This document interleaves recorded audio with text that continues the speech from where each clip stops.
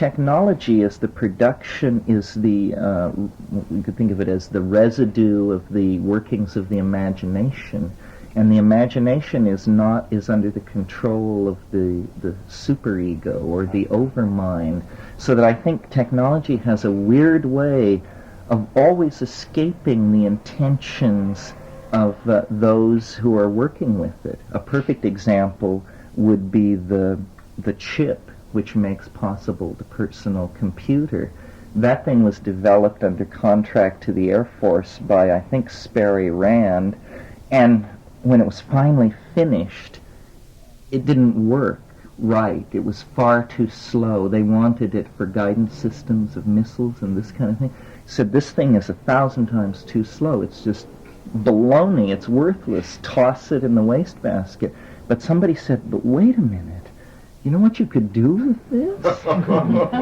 And created, an information revolution that must be absolutely appalling to the forces that wish to control. I have an Apple II computer and a $350 modem, and I can access the Defense Department databases.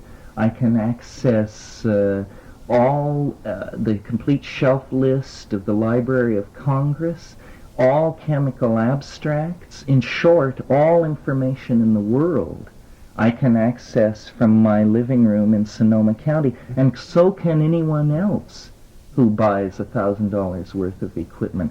This was not part of the plan. This is, in fact, a terrifying thing. And, my God, these computer networks, where, as an example, a few years ago, someone invented a device. This is an anecdote that will give you the idea. Someone invented a little device which looked like a ballpoint pen, and it was a small cybernetic device that could be programmed with a category, like, let's say, stamp collector or sadomasochist. And when you wore this pen, if you got near anyone else who was wearing a similar device programmed with the same word, your pen would begin flashing a little light. The notion was that these things could be sold to people who hang out in singles bars and would create a dimension neither public nor private, a new dimension where people of similar interests could get together completely. So isn't that interesting? And this thing had a range of 20 feet. Okay?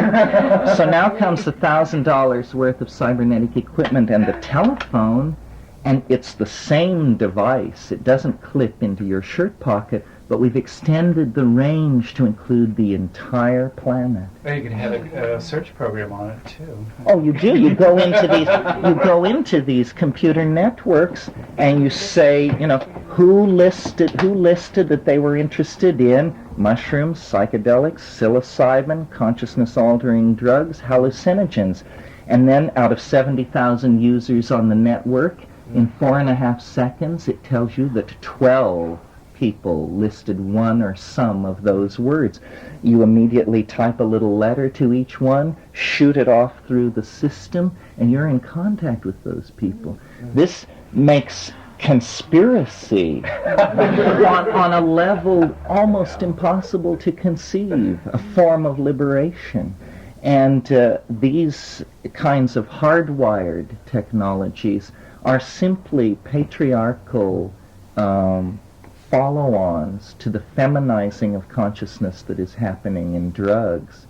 In other words, you can almost think of drugs as the software and cybernetics as the hardware of what is being done.